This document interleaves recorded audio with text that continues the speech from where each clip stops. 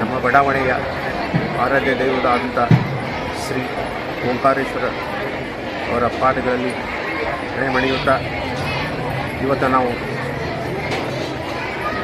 17ನೇ ಜಾತ್ರಾ ಮಹೋತ್ಸವವನ್ನು ಶ್ರೀ ಶಾಂತ ಬಸವಶಿವಾಚಾರ್ಯ ಹಿರೇಮಠ ಅಡಲ್ಗಿ ಇವರ ಸಾನ್ನಿಧ್ಯದಲ್ಲಿ ಅದರಂತೆ ಅಧ್ಯಕ್ಷ ಸ್ಥಾನ ವಹಿಸಿದಂಥ ಶ್ರೀ ಎನ್ ಪಾಟೀಲ್ ಹಾಗೂ ಅತಿಥಿ ಗಣದಲ್ಲಿ ಅರುಣಕುಮಾರ್ ಪಾಟೀಲ್, ಅದರಂತೆ ಬಸವರಾಜ್ ವಾಲಿ, ಮಲ್ಲಿನಾಥ್ ಬಿಜೆಪಿ ಮುಖಂಡರು ಇವರ ಸಾನ್ನಿಧ್ಯದಲ್ಲಿ ಈ ಕಾರ್ಯಕ್ರಮವನ್ನು ಉದ್ಘಾಟನೆ ಮಾಡಲಾಯಿತು.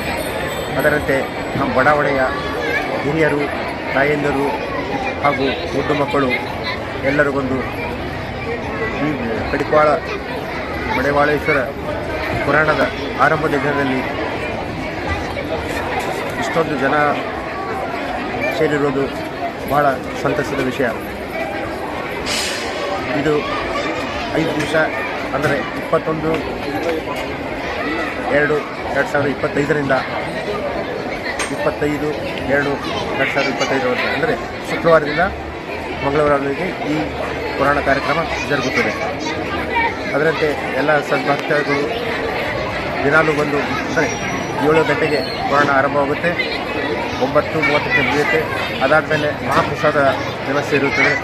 ಅದಕ್ಕಾಗಿ ಭಕ್ತಾದಿಗಳು ಬಂದು ಹೆಚ್ಚಿನ ಸಂಖ್ಯೆಯಲ್ಲಿ ಬಂದು ಶ್ರೀ ಓಂಕಾರೇಶ್ವರ ಕೃಪೆಗೆ ಪಾತ್ರರಾಗಬೇಕೆಂದು ನಾನು ಶ್ರೀ ಮಲ್ಲಿನಾಥ್ ಗಂಗಾಪುರ್ ಶ್ರೀ ಓಂಕಾರೇಶ್ವರ ಕಮಿಟಿ ಅಧ್ಯಕ್ಷರಾಗಿ ತಮ್ಮನ್ನು ಹೇಳದಲ್ಲಿ ಮನವಿಯನ್ನು ಮಾಡಿಕೊಳ್ಳುತ್ತೇನೆ.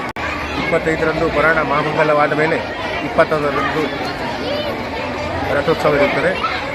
ಅದರಲ್ಲಿ ಎಲ್ಲರೂ ಬಂದು ಭಾಗವಹಿಸಿ ಪುನೀತರಾಗಬೇಕೆಂದು ಕಳಕಳಿಯಿಂದ ಕೇಳಿ. ಇವತ್ತು ನಮ್ಮ ಆರಾಧ್ಯ ದೇವತೆಯಾಗಿರ್ತಕ್ಕಂಥ ಓಂಕಾರೇಶ್ವರ ದೇವಸ್ಥಾನದ ಅಡಿಯಲ್ಲಿ ಇವತ್ತು ಪ್ರಾರಂಭಗೊಂಡು ಇವತ್ತು ಪ್ರವಚನದ ಪುರಾಣದ ಕಡಿಕ ಮಡಿವಾಳೇಶ್ವರ ಪುರಾಣವನ್ನು ಪ್ರಾರಂಭಿಸಿದ್ದು, ಇದು ಸತತವಾಗಿ 5 ದಿನಗಳ ಕಾಲ ಈ ಪುರಾಣ ನಡೀತದೆ. ಎಲ್ಲ ನಮ್ಮ ಓಂಕಾರೇಶ್ವರ ಈ ನಮ್ಮ ಸ್ವಾಮಿ ವಿವೇಕಾನಂದದ ಬಡಾವಣೆಯ ಎಲ್ಲ ಸದ್ಭಕ್ತರು ಇವತ್ತು ಬಹಳಷ್ಟು ಸಂಖ್ಯೆಯಲ್ಲಿ ಬಂದು ಆ ಪುರಾಣವನ್ನು ಆಲಿಸಿದರು. ಅಷ್ಟೇ ಅಲ್ಲ, ಪ್ರತಿ ವರ್ಷದಂತೆ ಇದು 17ನೇ ಜಾತ್ರಾ ಮಹೋತ್ಸವ ಇರೋದ್ರಿಂದ ಇದು ಕೊನೆಯ ದಿವಸ ನಾವು ಆ ಜಾತ್ರಾ ರಥ ಎಳೆಯುವುದರ ಮುಖಾಂತರ ಈ ನಮ್ಮ ಓಂಕಾರೇಶ್ವರ ಜಾತ್ರೆಯನ್ನು ಜರುಗಲಿದೆ.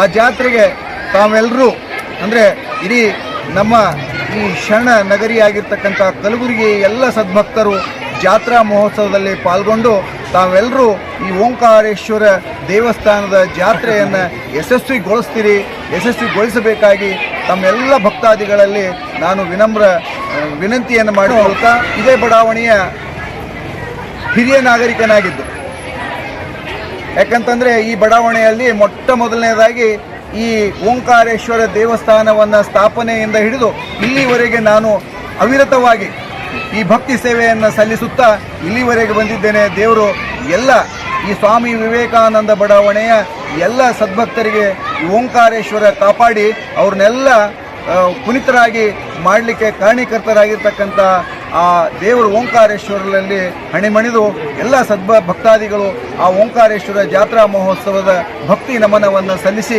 ಯಶಸ್ವಿಗೊಳಿಸಬೇಕಾಗಿ ತಮ್ಮೆಲ್ಲ ಭಕ್ತಾದಿಗಳಲ್ಲಿ ನಾನು ವಿನಂತಿ ಮಾಡಿಕೊಳ್ತಾ ಇದ್ದೀನಿ. ಓಂಕಾರೇಶ್ವರ ಸ್ವಾಮಿ ವಿವೇಕಾನಂದ ನಗರ ಬಡಾವಣೆಯಲ್ಲಿರ್ತಕ್ಕಂಥ ಶ್ರೀ ಓಂಕಾರೇಶ್ವರ ದೇವಸ್ಥಾನದ ಪಾದಚರಣಕ್ಕೆ ಹನುಮಣಿಗೆ ನಮಸ್ಕರಿಸುತ್ತಾ, ನಾನು ಈ ಬಡಾವಣೆಯಲ್ಲಿ ಬರೋಬ್ಬರಿ ಒಂದು 9 ವರ್ಷಗಳ ನಿರಂತರವಾಗಿ ಇಲ್ಲಿದ್ದು, ನಾನು ಇದರ ಓಂಕಾರೇಶ್ವರ ಕಮಿಟಿಯಲ್ಲಿ ಇದಕ್ಕಿಂತ ಮುಂಚೆ ಸದಸ್ಯರಾಗಿದ್ದೇವೆ. ಈ ಸಾರಿ ಏನದ ಕಾರ್ಯದರ್ಶಿಯಾಗಿ ಆಯ್ಕೆ ಮಾಡಿದ್ದಕ್ಕಾಗಿ ಈ ಓಂಕಾರೇಶ್ವರ ಸರ್ವ ಅಧ್ಯಕ್ಷರ ಮೇರೆಗೆ, ಸದಸ್ಯರ ಮೇರೆಗೆ ಹಾಗೂ ಬಡಾವಣೆಯ ಸರ್ವ ಸದ್ಭಕ್ತರ ಮೇರೆಗೆ ಒಂದು ಕಾರ್ಯದರ್ಶಿಯಾಗಿ ಆಯ್ಕೆಯಾಗಿದ್ದಕ್ಕಾಗಿ ಎಲ್ಲರ ಮೇರೆಗೆ ಒಪ್ಪಿಗೆ ಮೇರೆಗೆ ಆಗಿದ್ದಕ್ಕಾಗಿ ನಾವು ಎಲ್ಲ ಒಂದು ಓಂಕಾರೇಶ್ವರ ಅಭಿವೃದ್ಧಿಯಲ್ಲಿ ನಾವು ಸ್ಪಂದಿಸ್ತೇವೆ ಅಂತ ಹೇಳಿ, ಮತ್ತು ಈ ಒಂದು ಶಿವರಾತ್ರಿ ನಿಮಿತ್ತವಾಗಿ 5 ದಿವಸವಾಗಿ ಪರ್ಯಂತರ ಪ್ರವಚನ ಕಾರ್ಯಕ್ರಮಕ್ಕೆ ನಮ್ಮ ಬಡಾವಣೆಯಲ್ಲಿ ಇರ್ತಕ್ಕಂಥ ಎಲ್ಲ ಸದ್ಭಕ್ತರು, ನೆರೆಯ ಬಡಾವಣೆಯ ಸದ್ಭಕ್ತರನ್ನು ಇದಕ್ಕೆ ಸ್ಪಂದಿಸ್ತಾರಂಥೇಳಿ ನಾವೊಂದು ಇಚ್ಛೆ ಮೇರೆಗೆ ಸ್ಪಂದಿಸಿರ್ತಾರೆ ಅಂತೇಳಿ ಒಂದು ನಂಬಿಕೆ ಮುಖಾಂತರ ಮತ್ತು 5 ದಿವಸ ಒಂದು ಈ ಪ್ರವಚನವು 25ರ ತಾರೀಕಿನವರೆಗೆ ಇರುತ್ತದೆ. 26ನೇ ತಾರೀಕಿಗೆ ಮಹಾಶಿವರಾತ್ರಿ ನಿಮಿತ್ತವಾಗಿ ಮತ್ತು ರಥೋತ್ಸವ ಕಾರ್ಯಕ್ರಮ ಇರುತ್ತೆ. ಏಕೆಂದರೆ ನಮಗೂ ಒಂದು ಒಳ್ಳೆಯ ರೀತಿಯಿಂದ ಖುಷಿ ಅನಿಸ್ತದೆ. ನಮಗಷ್ಟೇ ಅಲ್ಲ, ಈ ಓಂಕಾರೇಶ್ವರ ಬಡಾವಣೆಯಲ್ಲಿರ್ತಕ್ಕಂಥ ಎಲ್ಲ ಜನರು ಒಂದು ಬಹಳ ಖುಷಿಯಿಂದ ವಿಜೃಂಭಣೆಯಿಂದ ಆಚರಣೆ ಮಾಡ್ತೀವಿ ಓಂಕಾರೇಶ್ವರ ರಥೋತ್ಸವ.